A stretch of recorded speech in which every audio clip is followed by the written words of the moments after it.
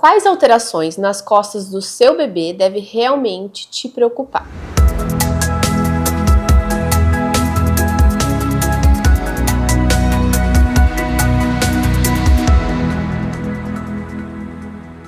Bom, não é incomum a gente receber foto de alguns nenês que acabaram de nascer, e às vezes aparecem algumas manchas ou algumas alterações, e os pais ficam desesperados perguntando pra gente o que é essa alteração e se eles realmente devem ficar preocupados, se deve acontecer alguma investigação em relação a isso. Então eu separei aqui alguns sinais que a gente encontra no exame que realmente devem preocupar a gente e outros que são mais benignos. Então, o que é benigno? A gente tem muito aqui no Brasil, em países que tem bastante mescla, né, de raças, a gente tem a mancha mongólica. A mancha mongólica, ela é uma mancha geralmente meio azulada, lá no início da prega glútea do bebê, então bem no final das costinhas, e em geral ela é meio irregular.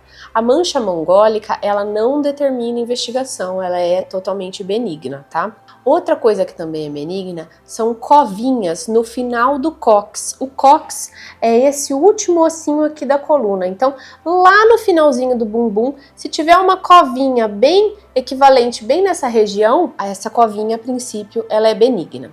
Agora, algumas outras alterações chamam mais a atenção da gente. Então, covinhas que são mais para cima, então na região lombar, na região sacral mais alta, elas têm que ser investigadas.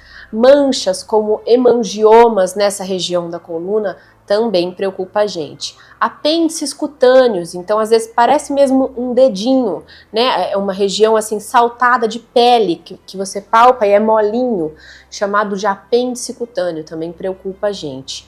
Importante falar que essas covinhas, às vezes, elas liberam secreção, tá? Isso daí termina que você busque um pouco mais rápido a ajuda, porque pode estar tendo comunicação do sistema nervoso com a pele. Aparecimento de pelos, tá? Às vezes algumas manchas com pelos, isso também chama atenção. E abaulamentos, né? Que são abaulamentos? É uma protuberância para fora. Então, em geral, essas são massas de gordura, a gente chama de lipoma, e lipomas nessa região do finalzinho da coluna também chamam bastante a nossa atenção. Então, todas essas alterações que eu falei são alterações que a gente precisa sim investigar. E como que a gente vai investigar? Em bebês pequenos, até os 6 meses no máximo, a gente consegue iniciar a investigação com ultrassom. Então, identificado uma dessas alterações na pele que eu falei, a gente consegue fazer um ultrassom. Como o osso do bebezinho pequeno ele é mais molinho, o ultrassom muitas vezes consegue ver com melhor definição as estruturas lá dentro da coluna vertebral, então a medula, a altura da medula, se tem ou não alguma nodulação. Claro que o ultrassom ele é um exame de triagem. O melhor exame, e em crianças mais velhas, é o exame que a gente já parte, é a ressonância da coluna, tá? Então esse é o melhor exame, ele tem a melhor definição. Em geral, em crianças pequenas tem que ser feito com sedação, porque ele é um exame que exige que a criança fique bem paradinha, bem quietinha. E ele é o melhor exame que vai mostrar pra gente tanto a região da pele quanto a região lá dentro. Por que essas manchinhas determinam investigação? Então a gente tem um grupo de doenças que são chamados de disrafismos ocultos. O que acontece? Bem no início da gestação, entre a 3ª e 4ª semana da gestação, a gente vai começar a ter o fechamento do tubo neural. O bebezinho, ele no começo da vida dele, ele é um conglomerado de células. Essas células vão se organizando em alguns folhetos e cada folheto, a gente tem 3 folhetos, vai dar origem às nossas estruturas do corpo. Em um determinado momento, a gente precisa que o tubo neural se feche e é justamente uma falha nessa fase da gestação que acontece ocasionando os disrafismos ocultos, tá? Então, muitas vezes, no momento da falha de fechamento, acabam ficando alguns resquícios celulares nessa região. Então, por isso, em alguns casos, é comum a gente encontrar cistos, inclusão de cistos dentro da região do sistema nervoso central. Então, os disrafismos ocultos, eles incluem uma série de doenças. Então, vamos pensar num balde, como se dentro desse balde a gente tivesse várias alterações.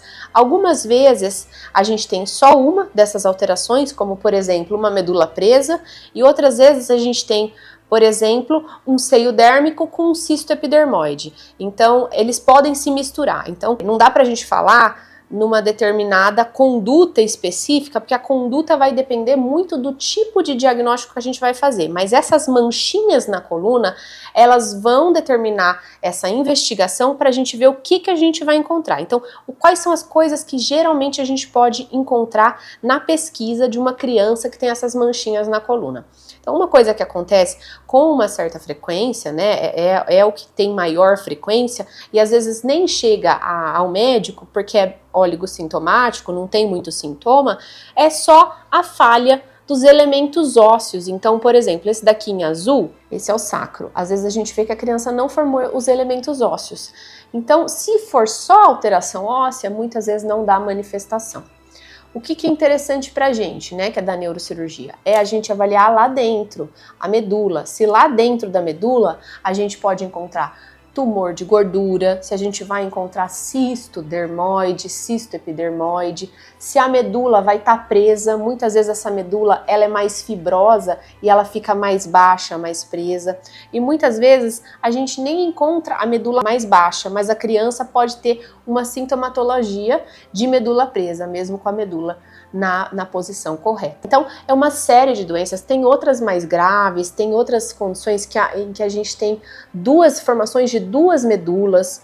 Então, a gente realmente tem que investigar essas causas com ressonância e a partir do diagnóstico é que a gente vai determinar a conduta. E quais são os sintomas que podem acontecer? Pensando agora numa criança já mais velha que não foi investigada no início.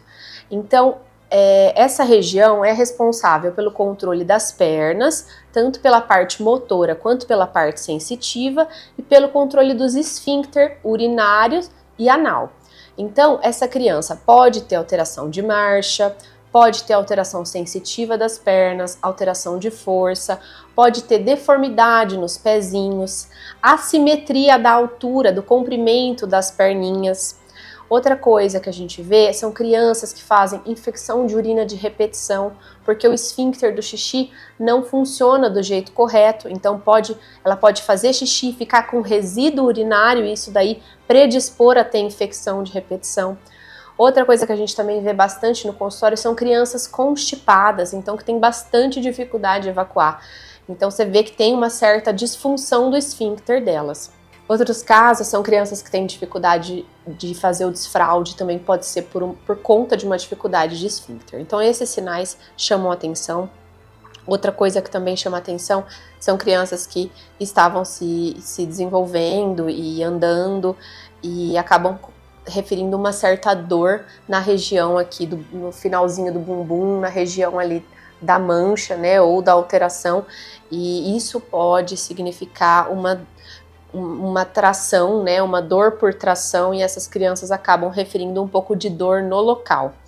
Tá? Bom, tem uma série de doenças, como vocês viram, medula presa, lipomielocele, seio dérmico, cisto dermoide, cisto epidermoide, então uma série de doenças. Quando a gente faz a ressonância, a gente faz o diagnóstico, que a gente vai determinar o tratamento.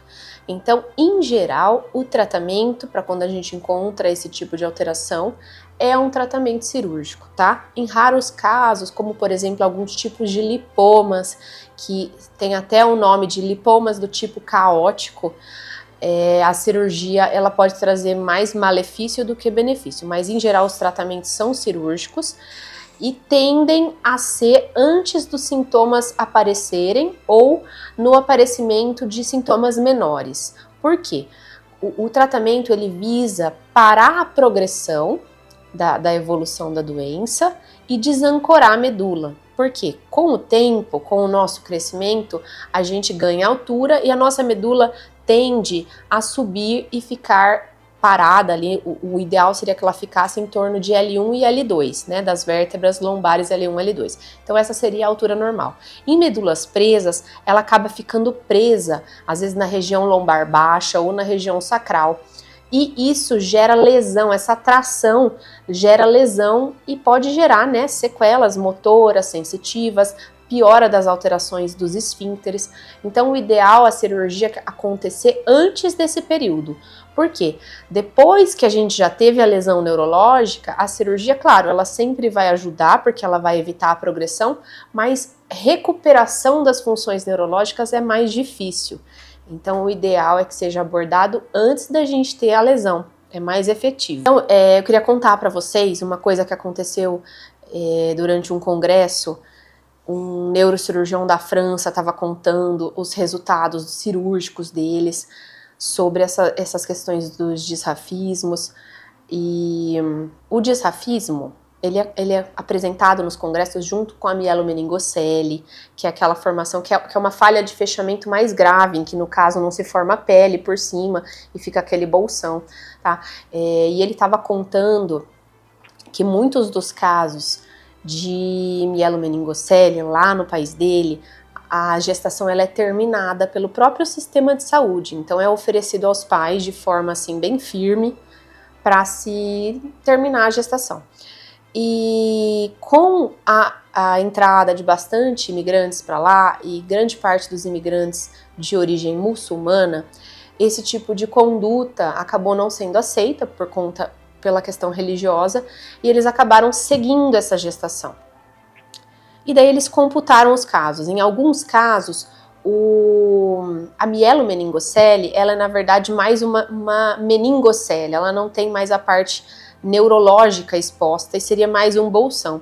E eles viram que essas crianças que acabaram sobrevivendo, elas tinham um bom desenvolvimento, operavam depois e tinham um bom desenvolvimento. Pô, ele estava comentando assim, em questão de curiosidade mesmo, que provavelmente, né, alguns casos acabaram sendo terminadas as gestações, seriam desse tipo que teriam um melhor prognóstico.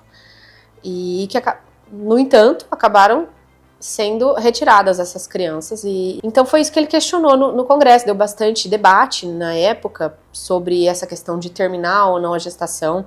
E aqui no nosso país, a gente sabe que isso é proibido, e eu queria que vocês colocassem a opinião de vocês sobre esse tipo de conduta, né? Se vocês concordam, se vocês já viveram uma situação semelhante, porque o que a gente, assim, tentando ter jeito para falar, mas o que a gente conclui dessa fala dele é que provavelmente muitas crianças foram abortadas e que teriam uma chance de desenvolvimento muito bom. Então, eu queria saber a opinião de vocês sobre isso. E, bom, é isso. Essas falhas de fechamento, em geral, elas são alterações graves, mas, em geral, a gente consegue tratar essas crianças com cirurgia e com a correta reabilitação, elas acabam tendo um desenvolvimento bom de vida, tá? Às vezes com algumas sequelas, mas em geral, se não são alterações muito intensas, como aquela da medula duplicada, né? Como alterações mais graves, inclusive mais raras, em geral, o desenvolvimento é dentro do normal e a parte neurológica, né, cognitiva, é também normal.